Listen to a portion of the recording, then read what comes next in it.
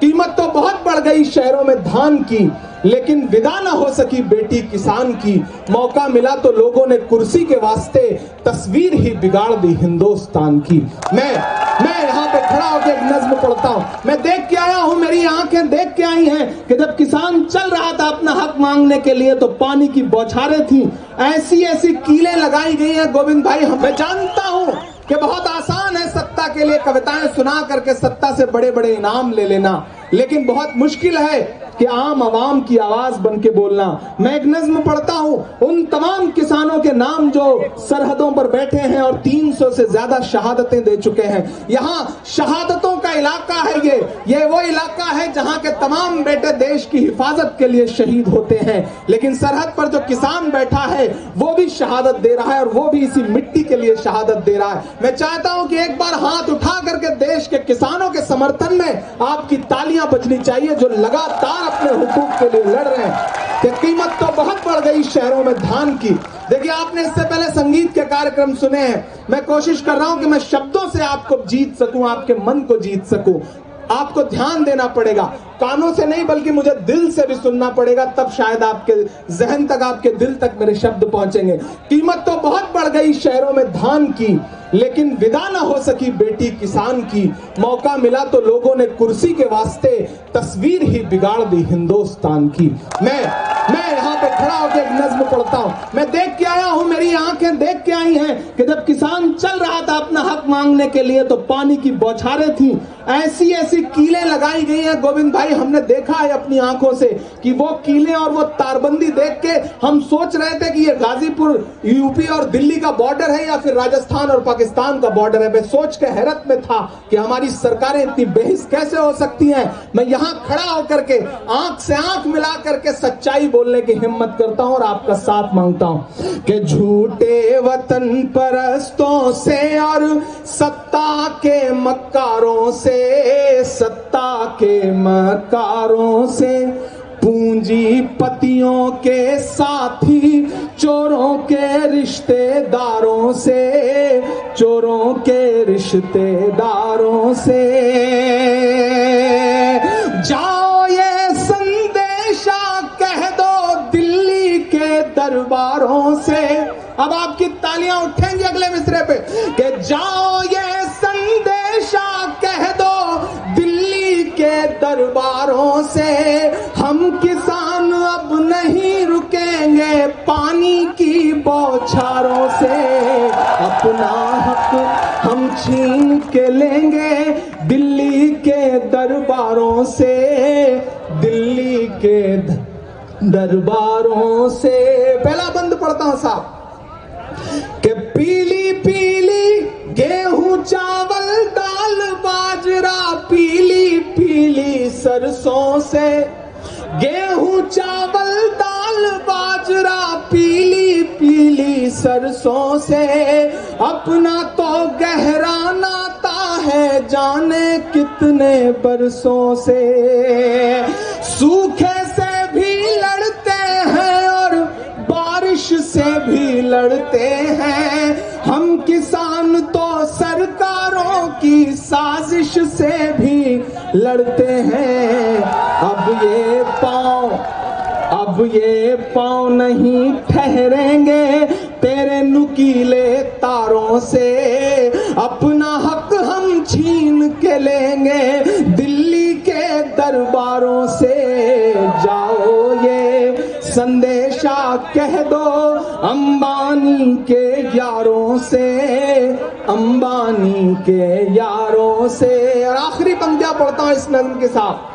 बहुत शानदार आप सुन रहे हैं, बहुत अच्छा सुन रहे हैं। इधर जो लोग बैठे हैं उन सबकी, और ये जो नौजवान खड़ा है इसके अंदर जो जज्बा है, यही आने वाले भारत का भविष्य है और इसकी ऊर्जा ही इस देश को आगे लेकर के जाएगी। आपके नाम ये आखिरी पंक्तियां करता हूं, बहुत अच्छा सुने। इधर जो साथी खड़े हैं उनकी भी शिरकत चाहता हूं। यहाँ जो माएं बहनें अब तक मौजूद हैं उनकी मौजूदगी को भी सलाम करता हूं कि अपना हक हम छीन के लेंगे दिल्ली के दरबारों से, दिल्ली के दरबारों से। हम बंजर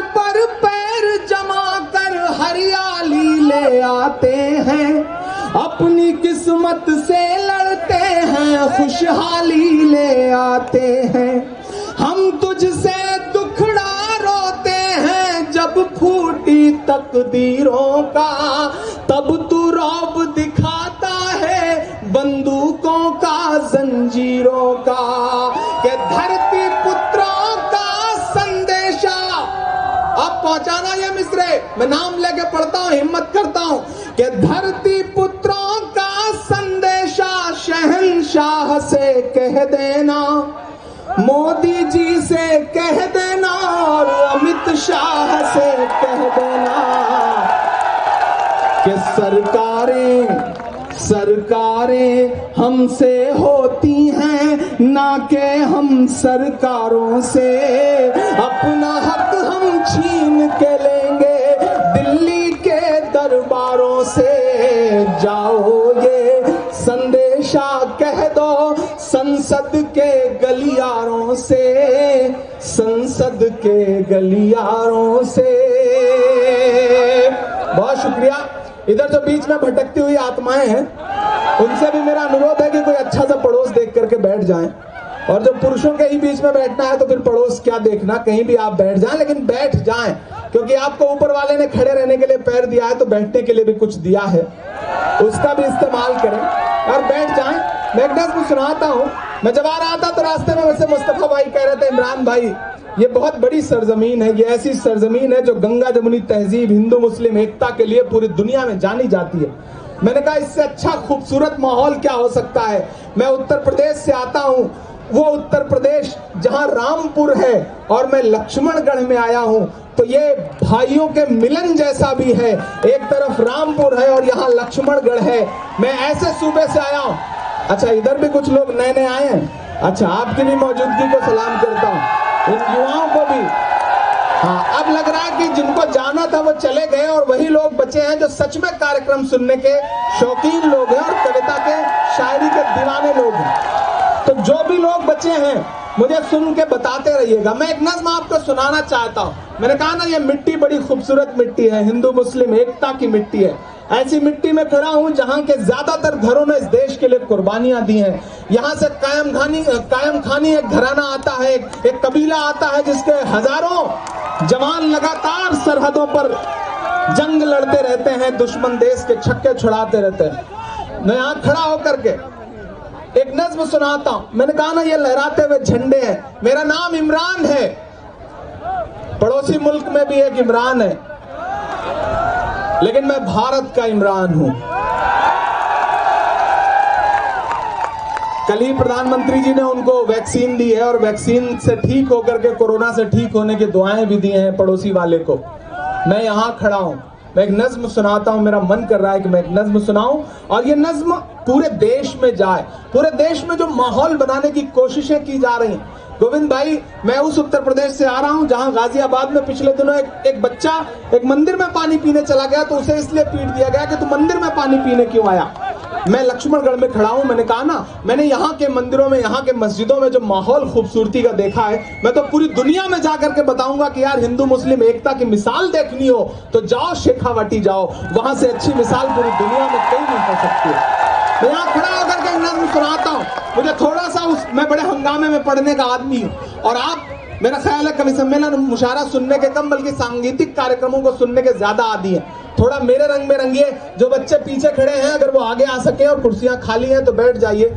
इस देश में कुर्सियां बड़ी मुश्किल से खाली मिलती हैं, मिल रही हैं तो सदुपयोग कर लो। देखिए, बच्चे धीरे धीरे भी आ जाएंगे, मैं इन्हें अपने रंग में रंग लूंगा धीरे धीरे। ये काम धीरे धीरे होता है। वो एक बस कंडक्टर जो बस में टिकट काटता है ना, उसकी शादी हुई तो सुहाग की सेज पे बैठ के बीबी से बोल रहा है कि बहन जी जरा और सराकिए, 2 सवारियां और बैठेंगी। तो ये जो आदतें हैं वो धीरे धीरे जाएंगी, जो आपकी हैं वो भी धीरे धीरे जाएंगी। लेकिन मैं कोशिश करूंगा। वो एक पुजारी को एक बड़ी खूबसूरत सी लड़की से प्यार हो गया गोविंद भाई। एक पुजारी जी को एक बड़ी खूबसूरत लड़की से प्यार हो गया तो एक दिन उन्होंने धीरे धीरे डरते हुए उससे कहा आई लव यू। लड़की ने कहा जोर से बोलो, उन्होंने कहा जय माता दी। तो ये जो आदतें हैं वो जल्दी जाती ना। हाँ, अब आराम से बैठ जाओ, अब आराम से बैठ जाओ तो फिर मैं सुनाना शुरू करूं। हाँ, अब आप बैठ जाओ।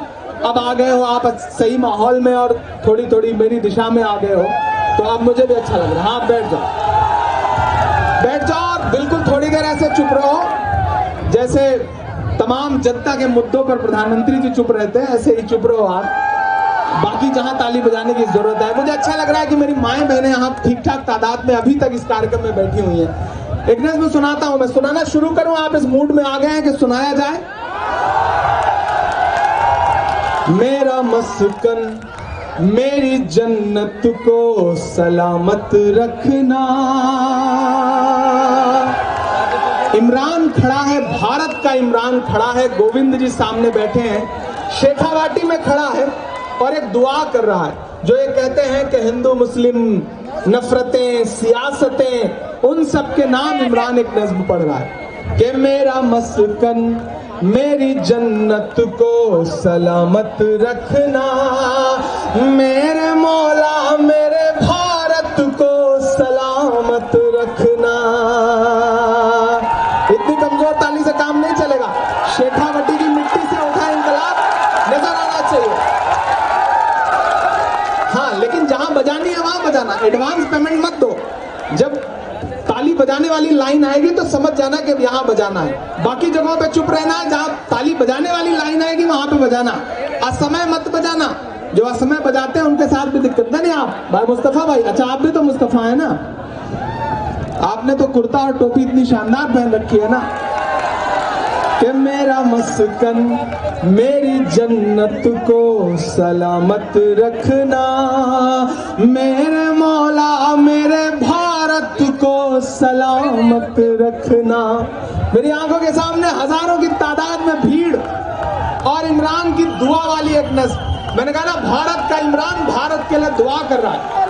मेरा मस्कन मेरी जन्नत को सलामत रखना, मेरे मौला मेरे भारत को सलामत रखना।